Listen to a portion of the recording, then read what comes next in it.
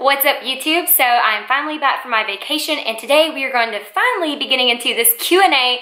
I posted a video about a week ago and y'all asked lots of great questions, so I have my YouTube pulled up right now and we're just going to jump right into answering these questions. Hopefully I can make this pretty short and sweet. Y'all know that I love to ramble and talk in detail, so I'm going to try to answer this as short as possible, but in no particular order. I'm just going to read down the line. So we're going to get right into the Q&A. Alright, so the first question I have is, do you like your microbladed eyebrows? And if you don't mind answering, how much did the procedure cost? So yes, I think I've mentioned this in a couple videos. I love my eyebrows and I would get microblading done 1,000 times over again. And the cost of it, I think if I remember correctly, I paid $375 cash, upfront cash. I think it was like $400 or a little bit more if you paid with a card, but I got a discount because I paid with cash. So $375 for anywhere from 1 year to 3 years worth of having great eyebrows all the time, I think is worth it. So, and that includes all your additional touch-ups, everything just included in that price. So yes, I do love my microbladed eyebrows. Is it ever hard or frustrating to stay with your meals, macros, while your boyfriend eats what he wants? What do you do when you want to share a meal together or use a recipe? Do you try to track it? I personally don't. I mean, me and Cody really don't have a problem with this. Mine and Cody's, I guess, goals and priorities when it comes to food are completely different. I am a person that my life revolves around eating, and I'm a very planned out person. So I meal prep all my meals, and I and making sure that I'm hitting each meal every day. Cody just kind of eats whenever he wants to eat. I eat way more than Cody does, so even though he is a guy, I eat a lot more than he does. So it's not really a big deal for us because, I mean, a lot of times our schedules are so different, so I'm not really home a lot when he is home or vice versa. So it's just easier for me to have my meals already planned because I'm rarely home in the evenings to even cook something. And usually he's like a person that wants to pick up something fast, easy on the go. So if he does decide to eat, he'll just usually pick up something like a pizza or something from like one of the fast food restaurants. Or a lot of times he'll actually eat my leftover meal prep stuff because a lot of times I'll have like meats and like carb sources in bulk left over after I've portioned out all my meals for the week. So a lot of times I'll just make something up for him with that because it's already like pre-made. So we really don't have, you know, an issue with that. And even if I'm trying to be really strict and we do go out to eat, I can always find something or substitute something usually wherever we go to eat. So obviously he gets what he wants to eat and then I get what I want to eat. So we really don't, I mean, it's not really an issue, I guess, between us two. But will you and Cody get another dog, or will Slater be an only child? I want to get another dog. I grew up in a family, well, I grew up on a farm, and so we had tons and tons of animals, but I also grew up where we had multiple dogs. Like right now my mom has 4 dogs, and I would love to have another dog. I think Slater needs another playmate. Now me and Cody are kind of different on this subject. He thinks that one dog is fine and that we're perfectly fine with having Slater, but I would love to have another dog, and I know Slater would love to have a little playmate. So maybe in the future we'll get another dog, but as of right now, we are just sticking with Slater. And then, do you have a set grocery budget? I personally do not. I've never had a grocery budget, really. Even when I was in pharmacy school and I was living off student loans, I think just because my grocery bill was usually, I go every Sunday just about, or every weekend, and it's usually anywhere, depending on what I have to get, anywhere from like $60 to $100, maybe a little bit over that sometimes. Although that would probably be really smart for me to have a grocery bill, but I just don't at this time. So, do you have any advice for gaining muscle without fat? Yes, although this is something really hard to do, the best way to gain muscle without gaining fat is to start really slow. It's a very slow process. You cannot gain muscle really quickly without gaining some fat. The best way to do that is over the course of a long time and a really slow process, because it is possible, and now a lot of times genetics are going to play into an effect with this, but it is possible. But then again, there is going to be a gain of fat. Unless that you are an enhanced athlete where you take steroids, it's virtually impossible to gain muscle without gaining some sort of fat tissue along with that. But the best way to minimize that fat gain with the muscle gain is to do it very slow in a long process. And that takes several months, anywhere from like 6 months to like a year.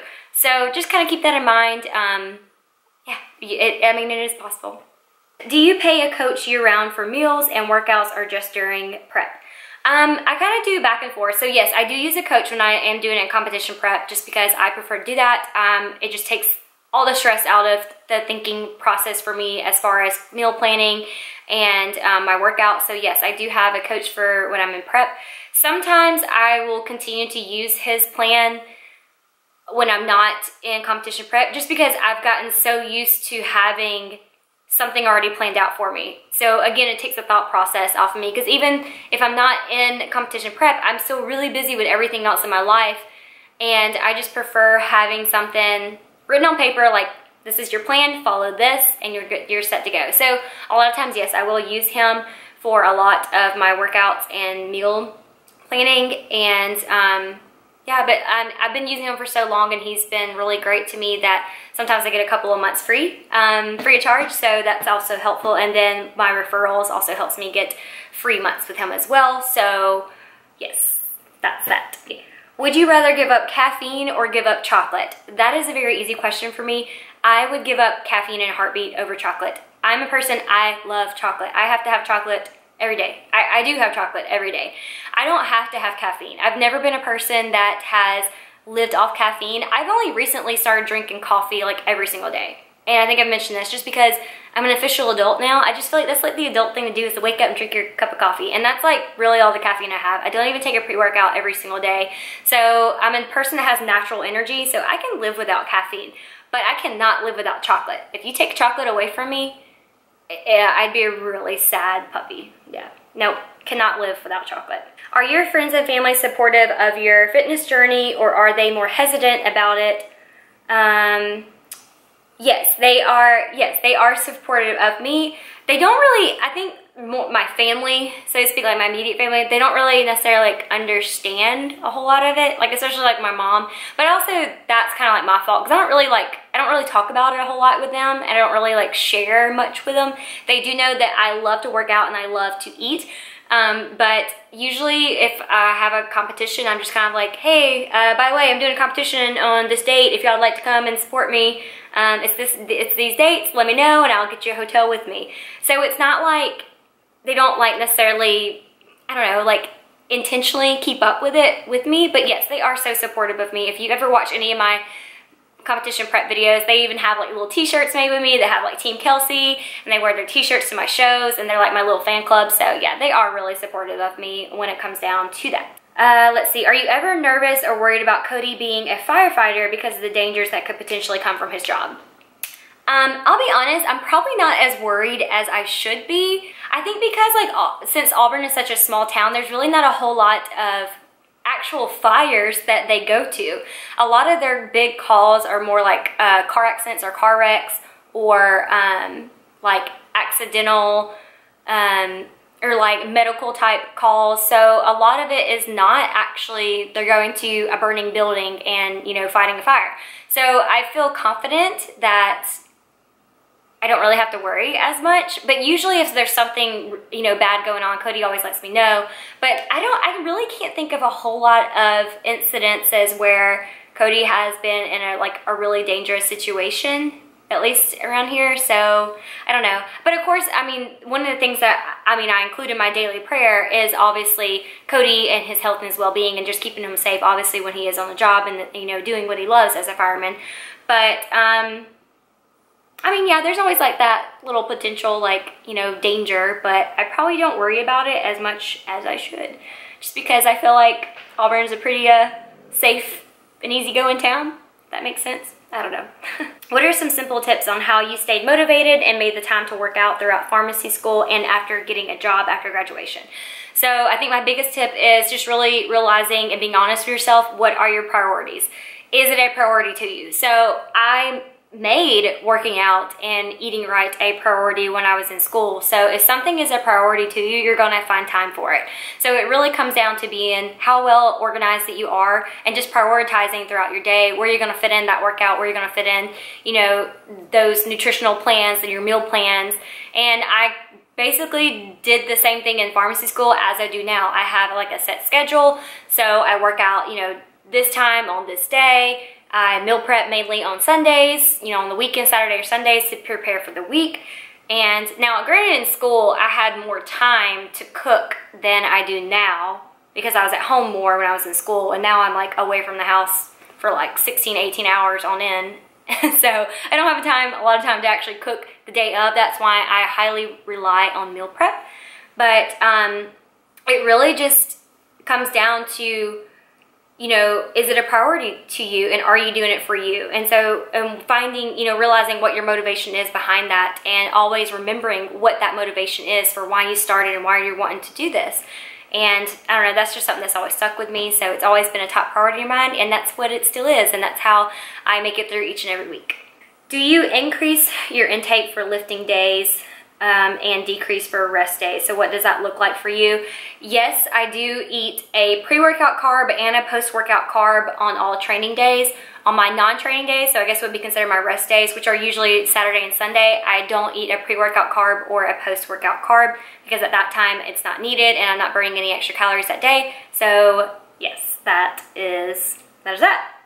See, when did you get started into fitness and what made you want to start? So I got started into fitness, I guess like my freshman going into sophomore year of college. I've always been a very active and like fit person because I played sports and competitive cheerleading all throughout high school and some into freshman year. So I've always been a very active person, but once all that kind of stopped for me when I was in undergrad, that's kind of the next thing I picked up. We moved to another town and we actually joined our first official gym. And so I just kind of got in the gym and I kind of just went in there. And, you know, I was kind of like that person that went in there and just hopped on a cardio machine for like an hour and did that. And maybe I'd go hit the machines for a couple of times, do some arms and some legs. But I didn't really know officially what I was doing as far as working out.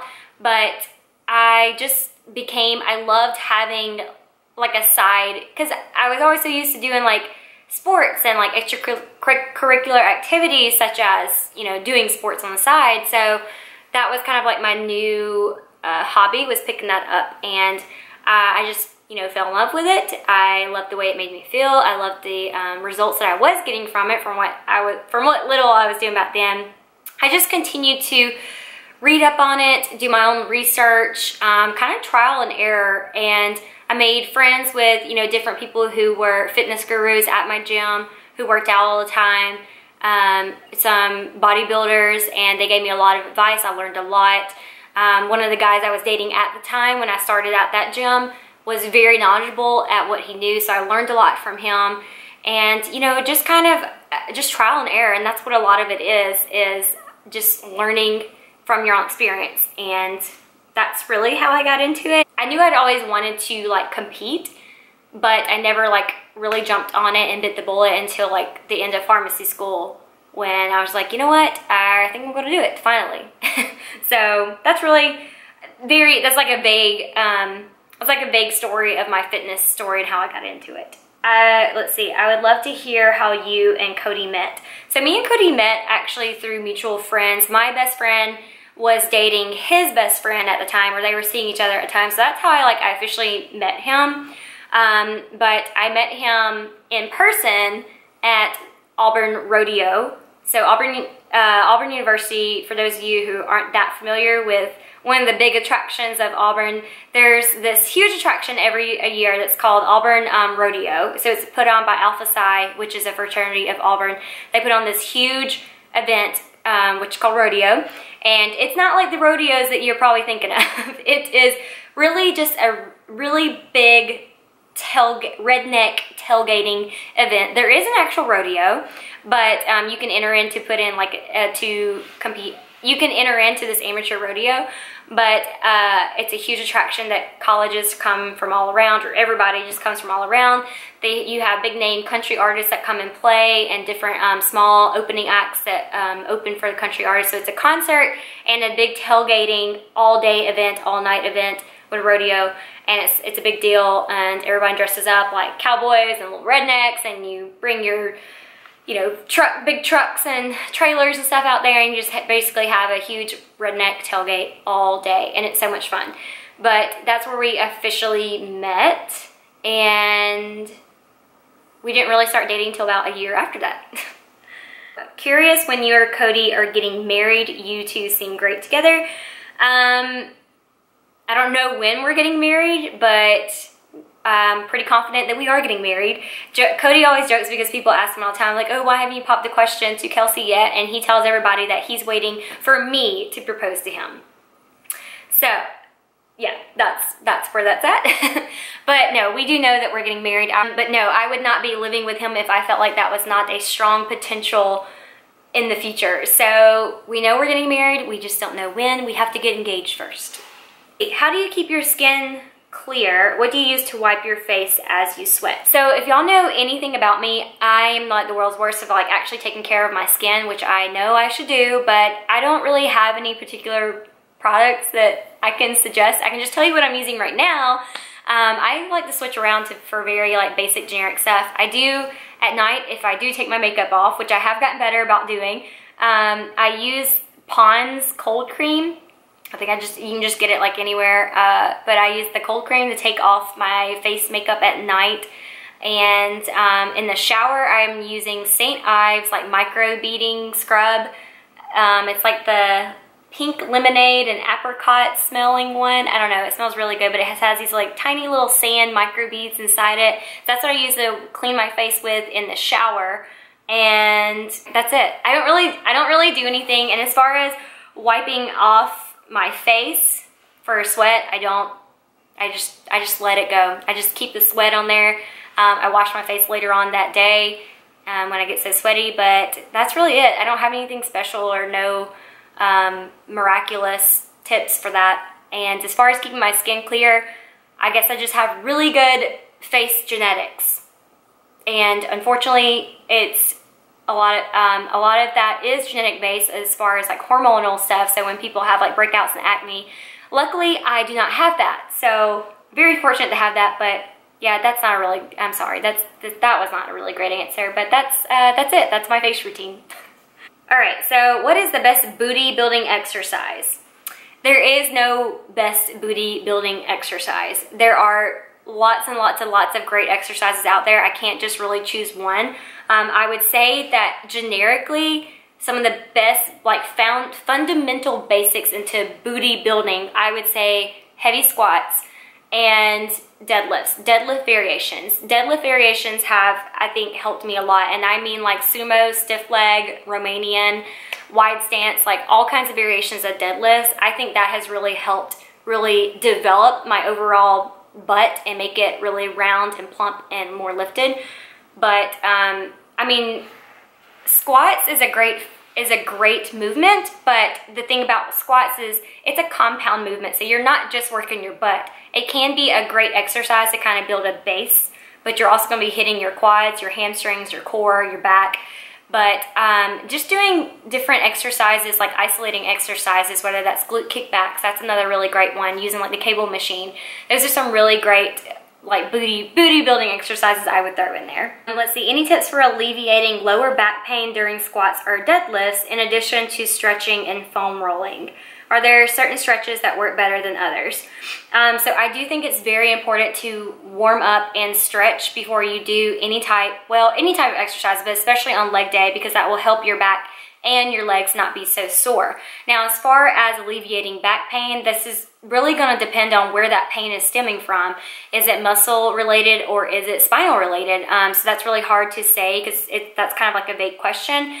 I would say just in general to help avoid back pain is making sure that you are warming up and stretching and not pushing yourself you know, with too much weight, if you're realizing that the weight is too heavy, then, you know, leave your ego at the door and drop the weight down. Also, form with your squats and or deadlifts is very important. I used to have back pain whenever I first started squatting or deadlifting because I didn't have proper form. So learning proper form of squats and deadlifts first before adding on heavier weight is going to help more than anything. I think one of the most common errors of why people do have back pain in their squats is because, especially with girls, they like to do a lower arch in their back, and that's not proper squatting form, and so that causes some bad back pain. So kind of thinking that in mind. Also just doing your research on, you know, what's the best way to help alleviate that, because there's tons of different ways, and again, that's going to stem from where the pain is actually originating from, of how to actually alleviate your own back pain.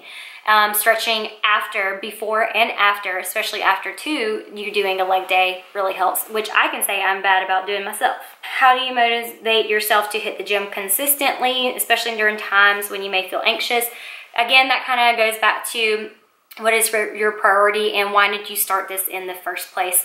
And that's just something at this point now, it's part of my lifestyle. It's become my routine. You know, I started creating a habit out of going to the gym, and so now it's just part of my routine, and it feels abnormal for me not to go to the gym, especially during like my regular work week, because I'm so used to going to the gym.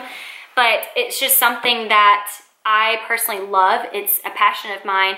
It is my stress reliever. It's my physical therapy, you know, and I love seeing the results that I get from going to the gym. So that's what motivates me to keep going, because I know that if I was to give in every single time I didn't feel like going to the gym, then, you know, that's just one less day not closer to my goal, or that's almost like I'm failing I'm kind of letting myself down by not going to the gym. So I'm a very self-motivated person, especially when it comes to the gym. So I really don't have a whole lot of lack of motivation when it comes to going to the gym. And even after a long days at work, there's just something about getting to the gym. I get like this whole different like high. I'm so excited to work out. I just love it. You know, I love pushing myself. I love challenging myself. So, you know, and again, I make it a priority. So I already have it set in my mind that I'm going to the gym after I get off work. I'm going to be there at 6 o'clock, and I'm going to be there till at least probably about 7:30 or 8. And I just automatically allot that into my day, and that's it. What would you do for work if you weren't a pharmacist? So, what would I do? Okay, so just being funny, like my dream job, if this was possible, if money was not a factor at all, I would be a traveling food critic. That just sounds amazing. Traveling and food. I would be a traveling food critic for sure. But realistically, there's like, I don't even know if okay, that job probably really does exist, but I can't imagine it really being a whole lot of money. But that sounds amazing to me. But if I wasn't a pharmacist, I think I would do something with animals. I guess be a vet. I really love animals. And I really think that would be, that was one of my first choices before going to pharmacy school, was being an actual medical doctor, a pharmacist, or a veterinarian. So I think I'd probably be a vet or do something with like fitness. So be like a gym owner / personal trainer. I think I would love that because obviously I have a passion for it. I love that lifestyle. So one of those, I think, if I wasn't a pharmacist. Okay, what are some good tips for getting a good quality sleep with a busy lifestyle? Again, making it a priority, which I don't always do myself. I am really busy. I don't get a whole lot of sleep during the week, and a lot of that is partly my fault because I don't get home until late after I've gotten from the gym and I've eaten everything. I don't get home until late, and so I only have like very few hours to do other things. And so I personally, a lot of times will spend it either watching TV or hanging out with Cody, watching a movie or something with him, or catching up on social media. So that's not always the best thing because that takes hours away from my sleeping, and then I have to wake up and turn around and wake up at 5 o'clock in the morning. So I'm only getting like 5 or 6 hours of sleep average, and that's not okay with me. I would love to get at least 7 or 8 hours of sleep a day. So it really just comes down to making it a priority. You know, what can you do to cut out your evening routine that is keeping you from getting those 6 to 7, 8 hours of sleep on average. Just making sleep a priority and really, really assessing like your sleep hygiene, so to speak. You know, are you trying to wind down at night? Or are you getting on your phone and staying on it for hours on end, like I sometimes do, catching up on social media? And sometimes that can actually keep you from getting a good night's rest. Also, I like to supplement with a ZMA at night in pill form. I really like that. It's really great. It's a very subtle sleep aid, and it's also a great recovery aid as well. So I really enjoy that. I like to take that, and I feel like I get a really good night's rest, even if I only get like 5 hours of sleep by taking a ZMA. How do you know the difference between whether or not you're failing to make progress for a bulk or cut versus needing to be more patient to see results? Example, cutting for 2 or 3 weeks but haven't lost any weight yet. Should you cut calories, add cardio, or wait another couple of weeks to see any change? So I'm guessing, I'm gonna kind of reword this. So I'm guessing you're basically asking like, what do you do, I guess, when you're hit a plateau and you're not really seeing any results? There are multiple ways that you could attack this. So something that you could do is actually take a diet break. And this is probably the route that a lot of people don't choose at first, but this is something that can really help your metabolism and just revamp and recharge your metabolism, is taking a diet break, period. And I don't mean just for a day or two, but for a complete week where you don't track anything, you don't go by your meal plan. Now, I don't mean by like going and eating whatever you want and just completely reversing your entire, you know, progress that you have made, but I mean like not tracking, you know, exactly what you're eating and just kind of eating intuitively, kind of giving your body what it feels like it wants at the time and only eating when you are hungry, but just taking the stress completely out of tracking and eating, you know, your macros to a T. A lot of times when you start back on your meal plan after doing that, you've kind of recharged your metabolism, and you just basically need a diet break. And a lot of people see great changes from doing that. The other thing is there are a couple options. You can actually, you know, just change up your entire workout routine. Sometimes you just hit a plateau where you may be doing like the same workouts or they're just not working for you, but just changing your complete training program for a couple of weeks can definitely revamp your entire progress and your results. Also, there's a couple of different options you could go, is increasing your cardio and you know, decreasing your calories. So, and then vice versa. Obviously, if you were doing a bulk, you would cut out cardio and then increase your calories. But doing this like very slowly. I don't mean like cutting drastically, but just, you know, cutting some, but at least sticking to that for at least 2 weeks. I feel like 2 weeks is kind of like the magic, you know, progression period where you will actually visually see and feel the results, giving it at least about 2 weeks. But being consistent, and I mean committed and consistent with it, because a lot of people, that's where they fail, is they're not being consistent with what they're trying to achieve and what they're doing, and that's where they fail and don't see the results that they're looking for. So that's a couple of different ways, but I mean, there's several different approaches. Everybody's different, and everybody will respond differently. So again, it comes down to trial and error and what best works for you. And I think that is it. So I hope that was very informational and it answered a lot of your questions. Now, again, I would like to close and put the disclaimer out there. I am not an expert by all means. I am just throwing this out there. My answers come straight from just personal experience, my own research, and just gathering my own information and knowledge from the professionals out there that I do know. So, you know, take what I say however you like. And this is just coming from my personal opinions and my personal experience. So I had a lot of great questions and I enjoyed answering these and I like doing these. So if you enjoyed this video and would like to see more Q&As in the future, please give this video a thumbs up and I'll be sure to be doing some more Q&As for you. So thank you so much for watching and I will see y'all in the next video. Bye.